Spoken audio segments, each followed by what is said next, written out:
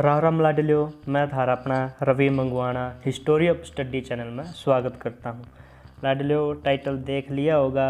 इस वीडियो में हम हिटलर के बारे में बात करेंगे कि हिटलर कौन था, वो कैसे एक आम आदमी से जर्मनी का चांसलर बनता है और द्वितीय विश्व युद्ध करता है। तो वीडियो को ज़्यादा लंबा ना करते हुए हम वीडियो को शुरू करते हैं।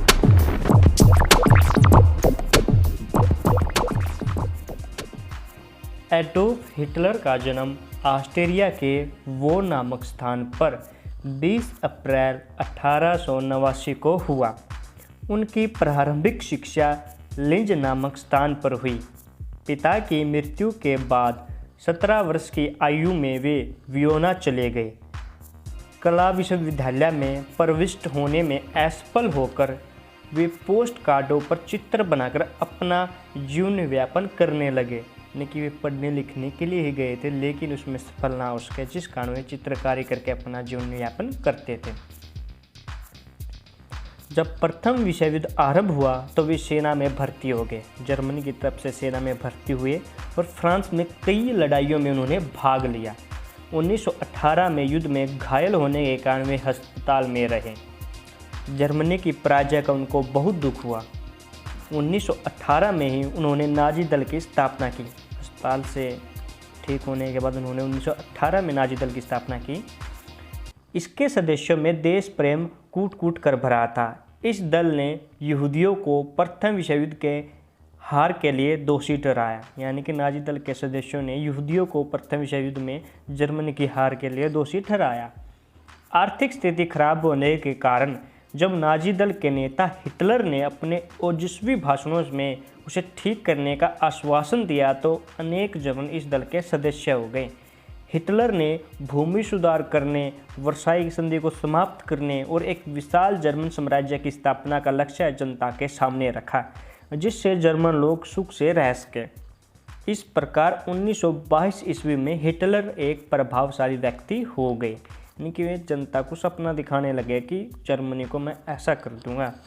उन्होंने स्वास्तिक को अपने दल का चिन्ह बनाया, जो नाजी दल था उसको स्वास्तिक के बारे में वीडियो में आखिर में एक बात बताऊंगा। आप वीडियो को स्किप ना करें, पूरा देखना है। जो हिंदू धर्म में शुभ प्रतीक माना जाता है स्वास्तिक का चिन्ह। समाचार पत्रों के द्वारा हिटलर ने अपने दल के सिद्धांतों का प्रचार प्रसार जनता में किया। भूरे रंग के पोशाक पहने सैनिकों की टुकड़ी तैयार की। 1923 ईस्वी में हिटलर ने जर्मन सरकार को उखाड़ फेंकने का प्रयत्न किया, लेकिन वे असफल रहे, जिस कारण उन्हें जेल में डाल दिया गया। जेल में ही उन्होंने अपनी आत्मकथा मिन कैफ यानी कि मेरा संघर्ष नामक पुस्तक लिखी। इसमें उन्होंने नाजी दल के सिद्धांतों के बारे में बताया है। उन्होंने इस पुस्तक में लिखा है कि आर्य जाति सभी जातियों से श्रेष्ठ है और जर्मन आर्य हैं। उन्हें विश्व का नेतृत्व करना चाहिए। यहूदी सदा से ही संस्कृति के विकास में बाधा उत्पन्न करते रहे हैं। जर्मन लोगों को साम्राज्य विस्तार का पूर्ण अधिकार है, यानी कि जर्मन लोग साम्राज्य विस्तार कर सकते हैं अपना। फ्रांस और रूस से लड़कर उन्हें जीवित रहने के लिए भूमि प्राप्त करनी चाहिए। 1930 से 32 ईस्वी में जर्मनी में बेरोजगारी बहुत बढ़ गई। संसद में नाजी दल के सदस्यों की संख्या हालांकि 230 होगी। 1932 के चुनाव में हिटलर को राष्ट्रपति के चुनाव में सफलता नहीं मिली, लेकिन फिर भी हिटलर राष्ट्रपति जर्मनी का नहीं बन सका। जर्मनी की आर्थिक दशा दिन प्रतिदिन बिगड़ती चली गई और विजयी देशों ने उनसे सैनिक शक्ति बढ़ाने की अनुमति की। यानी जर्मनी ने सैनिक शक्ति बढ़ाने की अनुमति मांगी विजयी देशों से। 1933 में हिटलर चांसलर बनता है। चांसलर बनते ही उन्होंने जर्मन संसद को भंग कर दिया, साम्यवादी दल को गैर कानूनी घोषित कर दिया और राष्ट्र को कर दिया। हिटलर ने डॉक्टर जोसेफ गोएबल्स को अपना प्रचार मंत्री नियुक्त किया। नाजी दल के विरोधी व्यक्तियों को जेल खाने में डाल दिया। जो भी उसका विरोध करता नाजी दल का, उसको ही जेल में डाल दिया जाता था। कार्य और कानून बनाने की सारी शक्तियाँ हिटलर ने अपने हाथों में ले ली। 1934 में उन्होंने अपने को सर्वोच्च न्यायाधीश घोषित कर दिया, यानी कि उससे ऊपर अब कोई नहीं। 1934 के साल में ही राष्ट्रपति हिंडनबर्ग की मृत्यु हो जाती है, जिससे कि वो राष्ट्रपति भी बन जाता है। कौन? हिटलर। नाजी दल का आतंक जनजीवन के प्रत्येक क्षेत्र में छा जाता है। 1933 से 1938 तक लाखों यहूदियों की हत्या कर दी जाती है। नवयुवकों में राष्ट्रपति के आदेशों का पूर्ण रूप से पालन करने की भावना भर दी गई और जन्म जाति का भाग्य सुधारने के लिए सारी शक्तियां हिटलर ने अपने हाथों में ले ली। नवयुवकों को हिटलर ने भड़का दिया, यानी कि अपने ओजस्वी भाषण से उनको भड़का दिया। हिटलर ने राष्ट्रसंघ के सदस्य को तो 1933 में ही छोड़ दिया था, ताकि भावी युद्ध के लिए वो जर्मनी की शक्ति को बढ़ा सके। इसीलिए सारी जर्मन जाति को सैनिक प्रशिक्षण दिया गया। 1934 में जर्मनी और पोलैंड के बीच एक दूसरे पर आक्रमण न करने की संधि हुई। उसी वर्ष ऑस्ट्रिया के नाजी दल ने वहां के चांसलर डोल्फस का वध कर दिया। जर्मनी की इस आक्रामक नीति से डरकर रूस, फ्रांस, चेकोस्लोवाकिया, इटली आदि देशों ने अपनी सुरक्षा के लिए पारस्परिक संधि की, यानी कि आपस में उन्होंने संधियाँ की। उधर हिटलर ने ब्रिटेन के साथ संधि करके अपनी जल सेना को ब्रिटेन की जल सेना का 35% रखने का वचन दे दिया।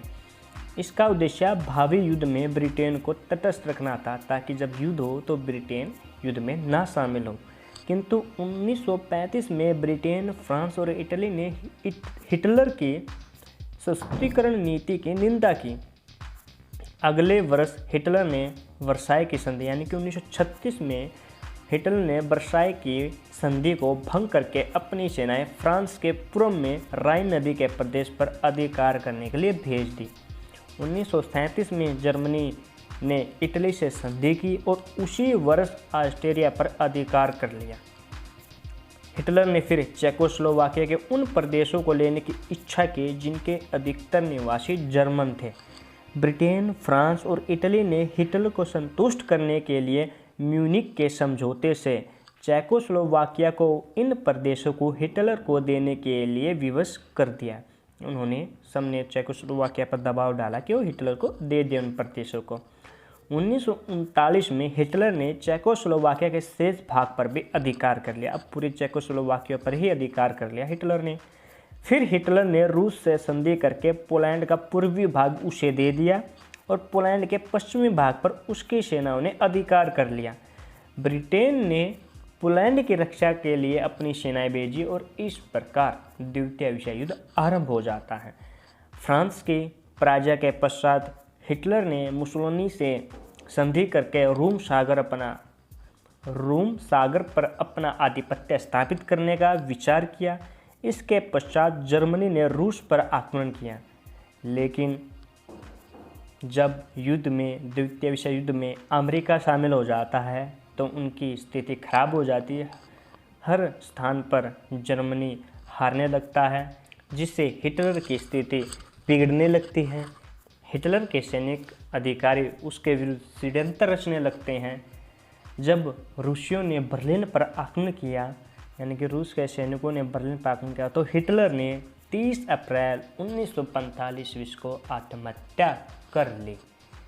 तो आप देख सकते हैं कि कैसे वो एक आम सैनिक से जर्मनी का चांसलर बनता है और अंत में उसका पतन कैसे होता है, उसको आत्महत्या करनी पड़ती है। मैंने बताया था कि लास्ट में स्वास्तिक के बारे में बताऊंगा, तो ये क्वेश्चन कई बार आता है कि इंडिया से बाहर, यानी कि भारत से बाहर स्वास्तिक चिन्ह का प्रयोग किसने किया? वो आपका हिटलर ही है। लेकिन बात करें अब हिंदू धर्म में स्वास्तिक को शुभ प्रतीक माना जाता है, तो हिटलर की पराजय कैसे हुई? हिटलर ने जो स्वास्तिक का चिन्ह प्रयोग किया था वो वामावर्त स्वास्तिक का चिन्ह प्रयोग किया था। आप वीडियो में देख सकते हैं, एक स्वास्तिक का चिन्ह होता है जैसे ये, और जो हिटलर ने वामावर्त स्वास्तिक का चिन्ह प्रयोग किया था वो ये है, यानी कि उल्टा। तो आशा है आपको वीडियो अच्छी लगी होगी। अगर वीडियो अच्छी लगे तो लाइक, शेयर, कमेंट ज़रूर करें और साथ ही साथ चैनल को सब्सक्राइब कर लें। सब्सक्राइब करने के साथ ये बेल आइकन को ज़रूर दबाएं ताकि मेरी न्यू वीडियो आपके पास जल्द से जल्द पहुंच सके।